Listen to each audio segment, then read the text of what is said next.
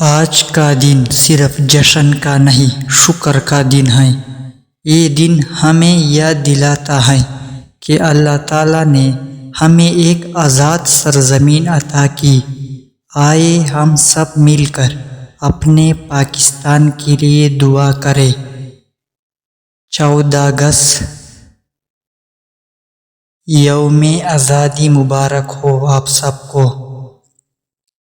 وطن کے لیے دعا کرنا سنت انبیاء ہے۔ دعا یہ ہے، وَإِذْ قَالَ إِبْرَاهِيمُ رَبِّ اجْعَلْ هَٰذَا الْبَلَدَ آمِنًا۔